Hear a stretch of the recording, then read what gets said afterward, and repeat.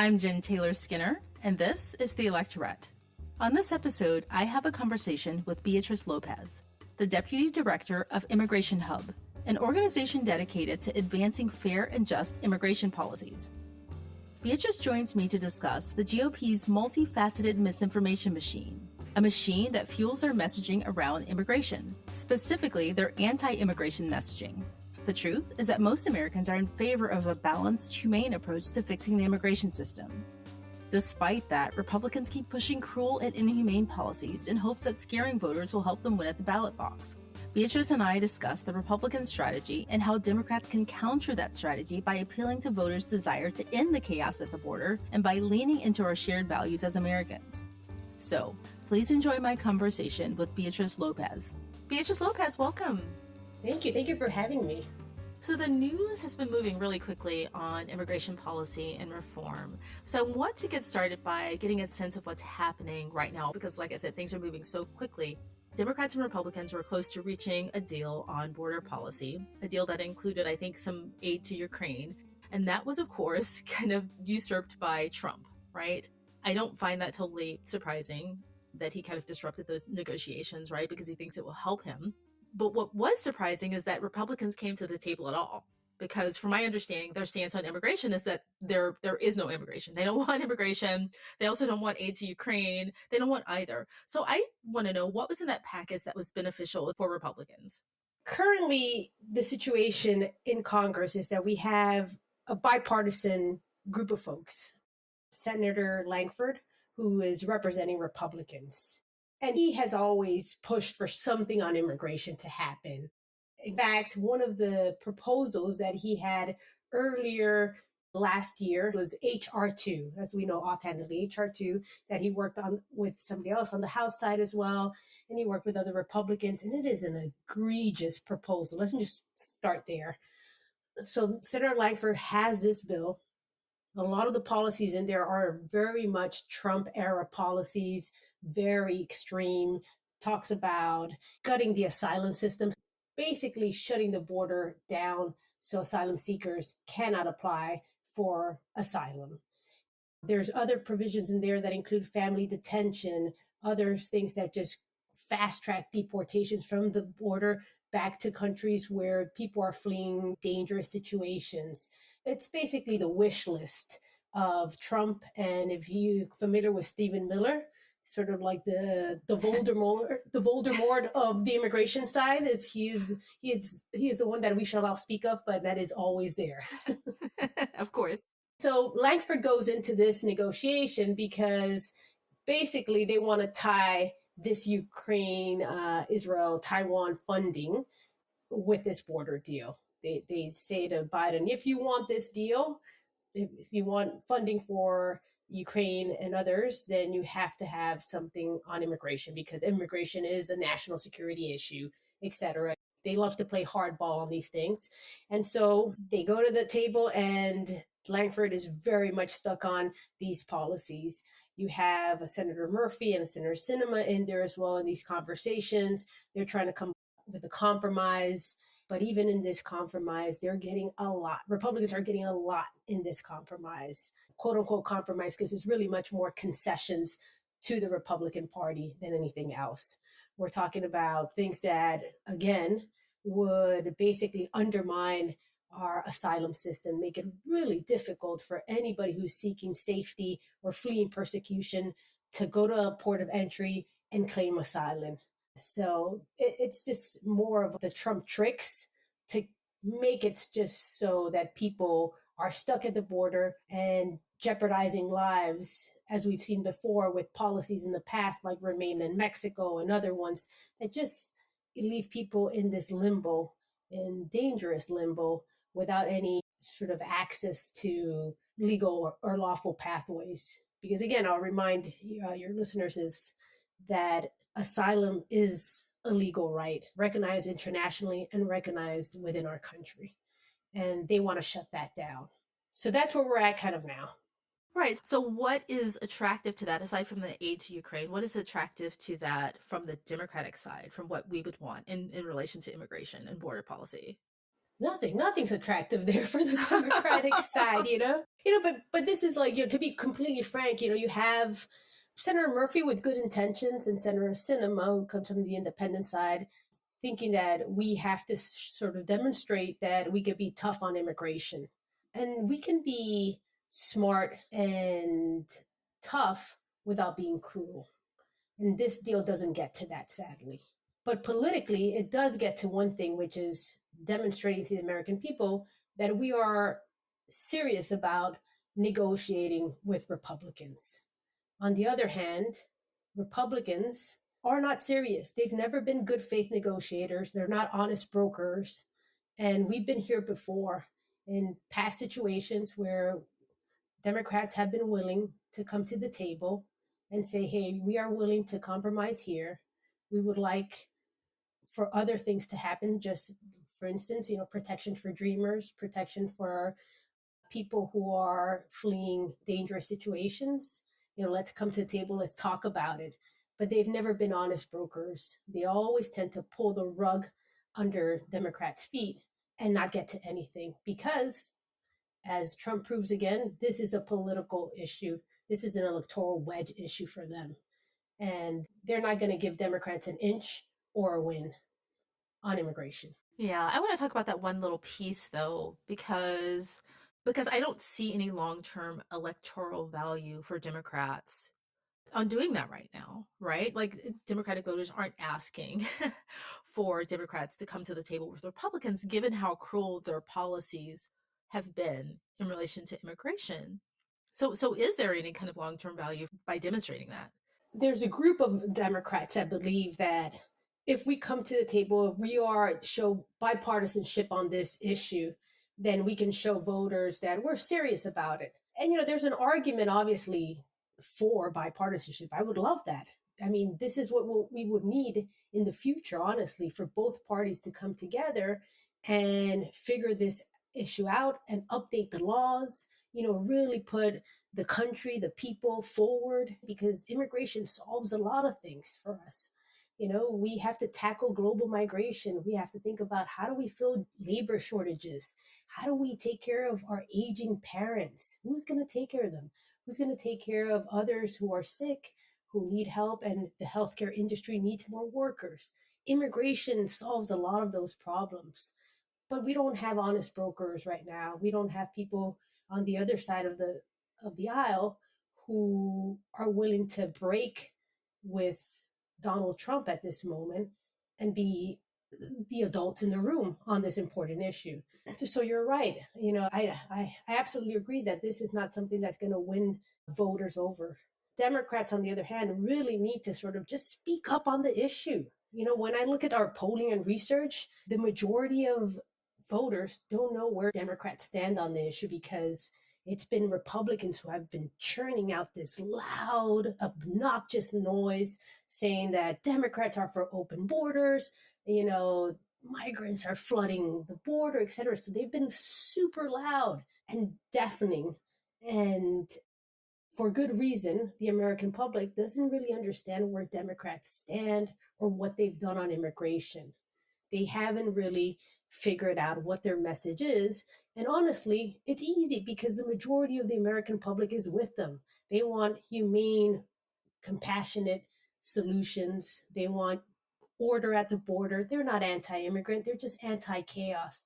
So they need to hear from Democrats and need to hear about those shared values and just solutions overall. Right. And I guess my point was it is really hard to come to the table and have a message that people can hear when you're kind of basically just kind of countering messages of cruelty, which is what Republicans have been putting on the table. But I want to go to the Democratic position in a second. But first, I want to talk about how Republicans have been getting their messaging out there, right? Because during the 2022 midterm cycle, that anticipated red wave did not happen, right? Despite Republicans spending nearly $200 million on anti-immigration advertising. I think it was something like $171 million. And that's their go-to scare tactic during elections. In 2016, I think it was the caravans, and now they're using words like invasion at the border, words like that. And I'm curious as to what's happening during the 2024 cycle, which we're in the midst of right now. Are they investing the same amount of money? Have they learned from their failed strategy in 2022 when they lost the midterms, essentially that red wave didn't happen? How are they updating their strategy for 2024? Republicans.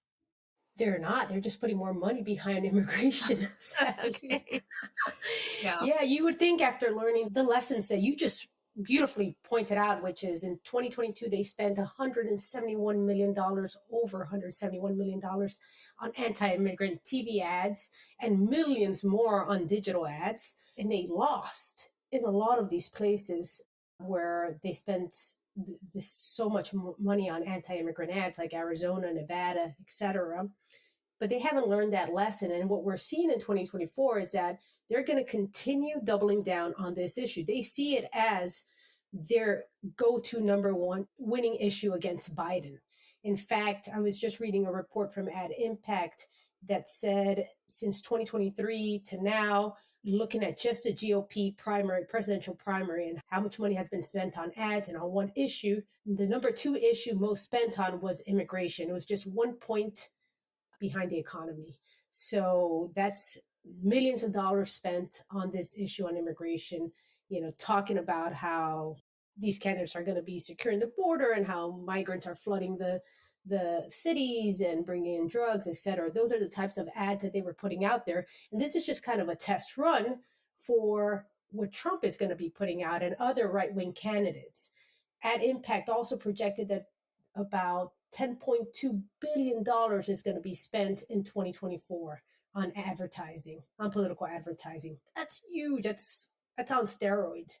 And to be honest, I'm really scared about how much of that is going to be spent on anti-immigrant ads. And in a closed off conversation with Ad Impact, I asked him, where do you think immigration is going to land? And he said, look, for Democrats, it's going to be economy and reproductive rights. And for Republicans, it'll likely be immigration and crime. Yeah, which they link, right? This sounds so terrible to say, but I long for the days when we were shocked. If you can remember those days, remember in 2016 when Trump was saying those things on the camp, we were like, there's no way this guy can win. He's saying the most shocking, inhumane things about immigrants and immigration. And, now look where we are. Like, he's mainstreamed that rhetoric for the Republican Party. And so I long for those days where we're like, oh my God, I can't believe someone said that. 100%. Yeah, no, I mean, I couldn't believe when he was talking about, bringing back Operation, quote unquote, wetback, very racist word and policy from the Eisenhower days. I mean, and that just was like, it just didn't seem to resonate with people, or it didn't seem to be surprising to even folks in the media that he just said that. That was a horrible operation that deported and locked up families and people who had been here for a long time. It included even capturing some U.S. citizens in the mix of this. And then he's talking about also, propping up detention camps all throughout the country. In other words, he's talking about internment camps. How are we okay with this? How are we not surprised by this? Right. And just to go back to Abbott for a second, and then we'll move on. But, that Supreme Court order that he's defying was simply asking to not be harmful, to remove razor wire, right? This is where the debate is. You're just saying, we can't really kill people. We can't maim people and make it so that they might drown. Mm-hmm, mm-hmm. Absolutely. It's so crazy to think that there's this governor who is willing to defy the U.S. Supreme Court and say, no, this is a national security issue, it's a Texas security issue, and we're going to be cruel about it as well. It is such an affront to who we are as a country, to be honest. But it also begs the question and also challenges our party to be even bolder in how we respond, which is we have to be able to talk about immigration in a way that brings us back to a time where we're talking about as something that bolsters our economy, that is crucial to our democracy, that is important part of how we look to the future and solve the big problems. Part of that narrative isn't out there, to be honest, and we need to bring it back. And, to be fair, this is a prime time for Democrats to have a cohesive message because they have an audience that's ready to listen. It's very similar to the debates that we're having on abortion in that Republicans, again, are not listening to the majority of voters on immigration, just like they aren't listening to them on abortion, because the majority of Americans want some kind of reasonable path to citizenship for immigrants. They want a humane asylum process. They want something positive for dreamers. And this is not what Republicans are doing. So if Democrats can get that messaging out there, that would be great. And so I'm just curious if the majority of voters are for some kind of positive immigration policy in favor of things that are humane, things that are rational, things that work long term, who are Republicans then catering to? They're trying to get across one to their rabid base, who believe that the people who come to this country shouldn't look like you or I, that they shouldn't be coming from Latin America and predominantly Black countries either. So they're speaking to that base. Sadly, there is a base of people in America who believe that, who believe in the great replacement theory. And so there's that base. And then there's the other group of voters who are maybe in the suburbs, maybe they're moms, maybe they're concerned dads, or maybe they're just a little out of touch with what immigration means to this country, or are hearing too much of a bad thing and that it's getting too close to their communities. So he is speaking to their anxieties, their stress. I often find in my research and when I'm talking to voters or advertising to them, it's not really the issue of immigration. They're just like you and me, stressed about something, insecure about our future. They might be worried about, things not going well financially for them, etc. And so Trump and folks like Stephen Miller and others capture that imagination of, well, who's to blame for this. And so they scapegoat immigrants. They use these scare tactics, a lot of fear mongering. And suddenly immigration is the issue that is affecting them. Even though they may be, like, for instance, voters in New Hampshire with a population with limited immigrants in their state, far away from the southern border, but yet immigration is worrying them. It was the top issue for Republican primary voters there, including some moderate Republicans. That's a problem because he's using that issue to really exacerbate their anxieties. It is part of their formula, using an issue, creating a scare tactic, a boogeyman for them that they can sort of blame. And then you have the hero being Trump and others who are going to save them by, fighting back this threat, the threat of the other. So that's who they're going after, That's who they're really going after, is the base plus these independents and swing voters who might be stressed about other issues, but immigration is being used as a scare tactic for them. Right. But again, those people are in the minority. If you look at the numbers, I think it's something like it's above 60%, 65% of people who want some path to citizenship. So, Mm-hmm. my presumption is that they are trying to grow that category of people and to get to other demographics, to fearmonger those demographics into fearing a more, I guess, humane immigration policy. But I do want to talk about the Democratic position because, like we've talked about and like you've alluded to, the problem mainly is that Republicans are taking up all of the air in the room. They're taking up the whole debate because they're loud and they're chaotic. And so, if you were to ask me if I could restate what the Democratic position is on immigration and border policy, I would just say basically it's counter messaging to the Republican cruelty. But beyond that, I can't really tell you what that is because there's so much noise coming from the other side, right? Democrats, if they position themselves well, it is talking about, one, acknowledging that there is a problem. Yes, our immigration system is broken. and then pivoting to what those solutions are. Yes, we need a path to citizenship for dreamers and other long settled immigrants who've been waiting for Congress to deliver action. They want to be able to create order at the border through solutions that invest in more border infrastructure, for instance, processing centers, more border officials to be able to process asylum claims, creating a whole processing system at the border that allows for us to sort of mitigate the flow of migration.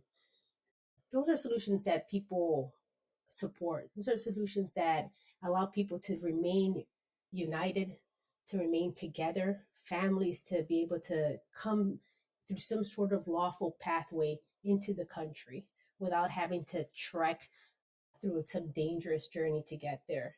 If Biden actually spoke about some of these solutions that he's already worked on and delivered on, everything from reuniting families to creating humanitarian parole for people who are stuck right now in dictatorships. These are solutions that people like because it is talking about ways that create lawful pathways and also speak to our compassion as well as a country that's always been a nation of immigrants. When we talk about those shared values and solutions that people can imagine, that's where the Democrats are in a better place. They can be for humane border security, and they could be for a path to citizenship for dreamers and others who have been here for a long time.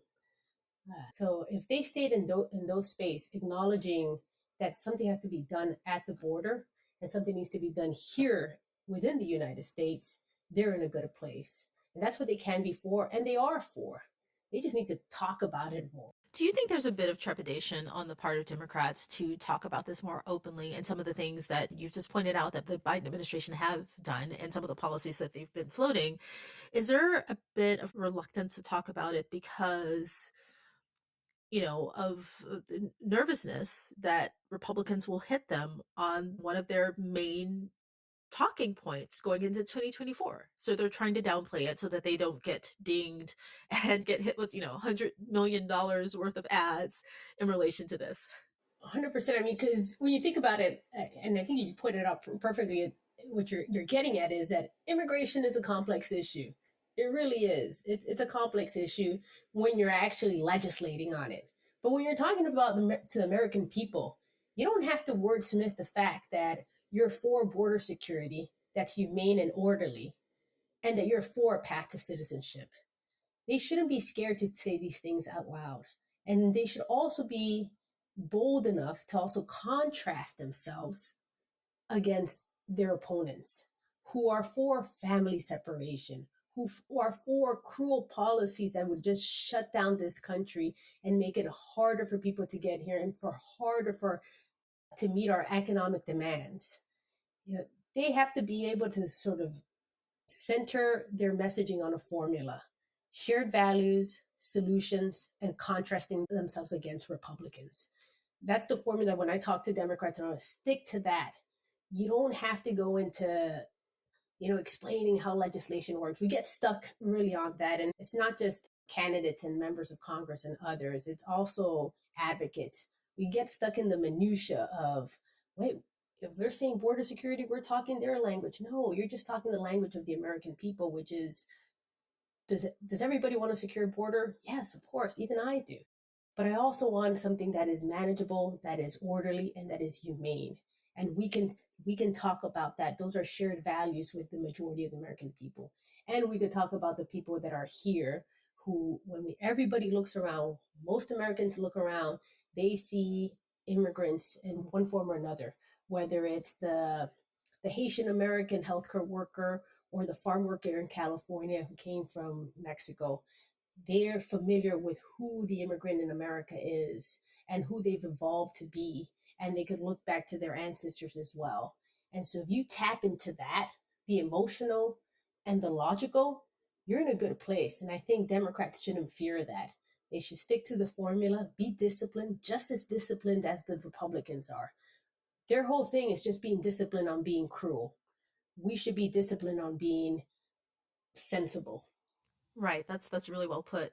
And you alluded to something else that we don't talk about very often is that not only do Democrats have the risk of being attacked from the right, but also from the far left, right? If you say anything in relation to, for instance, I'll give you this as an example, one stance that was being floated around at some point was that we should help South American countries stabilize their government, stabilize their economy so that people are less inclined to migrate to the US.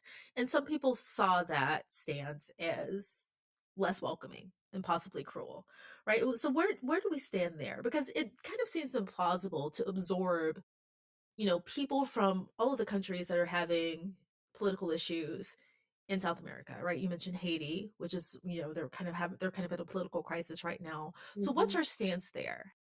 Look, my family's from Nicaragua, and currently, right now, we have a dictator in Nicaragua who is making it really impossible for people to eat. And so, which is why you saw an increase of migrants coming from Nicaragua, Venezuela, Cuba, Haiti. Those are some of the primary countries. And why, to your point, is that they're really unstable countries. There's dictators, there's economic devastations there due to natural disasters or political violence, etc. And to those that say that it is cruel to talk about stabilizing these countries, they're not really thinking about the people who are there. Many of these people would love nothing more than to stay in their homes and continue to thrive. But when you have these kinds of governments, and we have to be not the police, an international police force, but rather be able to work with the region, with the surrounding countries who are also feeling the impact of the instability in these countries, to be able to create regional solutions. And again, this is one thing that the Biden administration hasn't done a great job in eloquently talking about it so much, is that they have created alliances and they have created resolutions, and they've been investing in some of these countries on creating opportunities and processing centers and other types of creative solutions to help people in the region deal with the issues of global migration, but also the root causes of forced migration. There's a reason that he's talked to the president of Mexico, to the prime minister in Canada. These are all things that they're working on and looking, because they have to do it. Because if we want to be able to solve the issues of global migration in the future, then we have to start talking with our partners in the international community. And they have been doing that. And it's important, because we don't live in a world that's not going to be affected also by climate change. And what we're going to start seeing more and more is climate refugees. So this is all really much connected. And we have to be able to sort of think about new and creative solutions. We can't be stuck in the past. I know that the United States has an ugly past of interfering in countries. But when we have presidents that can listen to us, when we have presidents that are willing to work with the international community in a conducive way, we need to do that, because the problems are just going to become bigger and much more challenging than ever before. Have the Republicans, their surround sound messaging strategy on, fear mongering around immigration, has it begun to chip away at other demographics, other than, what you typically think of as their demographic, white conservative Southern voters, right? Have they started to chip away at other demographics like Black voters or Latino voters with their anti-immigration messaging? Sadly, yes. When we look at particularly some Black and Latino voters, the online misinformation and the way that the right wing is able to leverage that through media like Fox News and everything, and then the online influencers who also leverage bot-like activity, etc. They put out these different kinds of messages, very scare tactics kind of message, that one, for instance, to Latino voters, oh, look at Biden, he's doing this for other people, and not thinking about Latinos who have been hardworking and been here for years in the country. He's not doing anything for them. All he's doing is opening the borders and allowing these other immigrants to come into the country, use Social Security aid or whatever, they create this sort of zero-sum game of competition between communities, trying to divide them. That's been the case, for instance, in Democratic-led cities like Chicago, where there's been migrants bused to Chicago. And you suddenly start seeing, that there's aid going to the migrants on resettling them, on figuring out where they can be housed and everything. And suddenly you have some Black citizens in Chicago complaining about how their issue is being forgotten, housing issues being forgotten. They're not being invested in. Their communities are being left behind, etc. That is all part of the Republican strategy. Divide the community, distract them from the real issues, distract them from who is actually creating the chaos. And so they're weaponizing immigration in order to divide these communities and demoralize their enthusiasm for Democrats. I'm not going to say it's working at a large scale, but it is something concerning that this is one of the forms that they're using immigration to really reach some of these key voters within these blocks of the electorate. So I know that Immigration Hub has some strategies for the upcoming election and for this election year. What are some of the winning strategies and messages that you think will work for Democrats going into November? We do a lot of research and we do a lot of message testing, head-to-head messaging, and create ads and everything to really tell us what speaks to the American people on this issue. And we'll continue to push Democrats to lean in, go on offense on this issue, talk about acknowledging the problem, which is that we do have a broken immigration system, pivoting to the solutions that are working, pivoting to what Democrats have done on the issue, and contrasting themselves from Trump and Republicans on the issue, showing what's at stake, where Democrats stand on this, and continue to saturate that message as much as possible. If they follow the formula of hitting on acknowledging the problem, talking about shared values, humane and orderly solutions, and hitting back at Republicans, they're in a good place. They need to be disciplined. They can do this. The majority of the American people are with them. They just need to talk about the issue. Lean in, be unafraid, be bold, and they'll win people. They'll win over critical voters that they need to pick up. As you know, Jen, this is a numbers game. In a lot of places, 100 votes counts. It could swing an electoral race. And there are voters in battleground states who need to hear Democrats talk about immigration. And it is important for them to lean in and talk about it and contrast themselves against Republicans. And they will win these voters over. They don't need to try to out-Republican the Republican or be just as extreme. That's not going to get them the votes. They need to hear that they have the better solution and they are much more in touch with the values of Americans than their Republican opponents. Yeah, I like that. Lean in and be bold. That would apply to so many other issues. yeah, for Right? sure. Yeah, well, Beatriz Lopez, thank you so much for joining me. I really enjoyed our conversation, and I'm really optimistic about what's going to happen in November. So thank you so much. Thank you, and thank you for talking about this important issue. Not many people talk about it or want to discuss it the way that you do, and I thank you for that.